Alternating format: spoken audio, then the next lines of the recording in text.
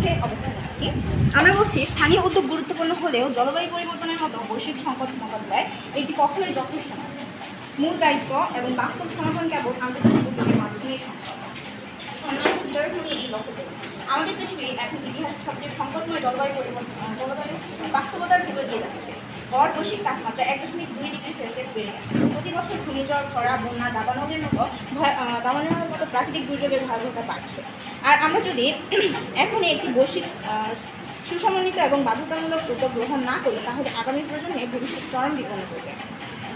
এখন আমরা কিছু পয়েন্টের মাধ্যমে এটাকে বোঝার চেষ্টা করব। স্থানীয় সমস্যা নয়, এটি গ্লোবাল সিস্টেমের ব্যর্থতা।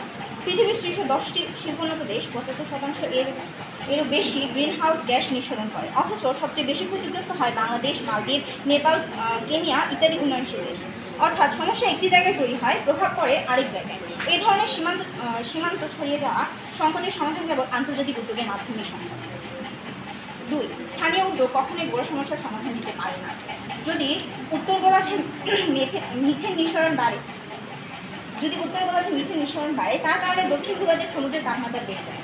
যদি কেবল গ্রামে গাছপালা লাগানো হয় কিন্তু শহরের কারখানা থেকে কার্বন ডাইঅক্সাইড নিঃসরণ বের হতে থাকে, তবে স্থানীয় প্রচেষ্টা টিকবে না। জলবায়ু ন্যায়ের প্রশ্নে আমাদের প্রয়োজন গ্লোবাল একতা, বৈশ্বিক জবাবদিহিতা ও বড় পরিসরের আইন। 3. জলবায়ু পরিবর্তনের সবচেয়ে বড় চুক্তি, আইন ও ফান্ড সবই আন্তর্জাতিক। COP, কনফারেন্স অফ পার্টিস, যেখানে প্রতিবার বিশ্বে 190-টির বেশি দেশ অংশগ্রহণ করে, সিদ্ধান্ত হয় রাষ্ট্রীয় পর্যায়ে। প্যারিস ক্লাইমেট এগ্রিমেন্ট 2015, আন্তর্জাতিকভাবে নির্ধারিত কার্বন নির্গমন সীমা। স্থানীয় কোনো কমিউনিটি এ ধরনের প্রতিশ্রুতি নেওয়ার কোনো সুযোগই নেই। গ্রিন ক্লাইমেট ফান্ড, উন্নত দেশগুলোর কাছ থেকে ক্ষতিগ্রস্ত দেশগুলোতে সরাসরি অর্থ সহায়তা পৌঁছে দেয়। আমরা বলছি স্থানীয় স্তরে যেটুকু হয় তা কখনোই গ্লোবাল চ্যালেঞ্জ মোকাবিলার জন্য যথেষ্ট নয়, বরং মূল দায় আন্তর্জাতিক উদ্যোগের।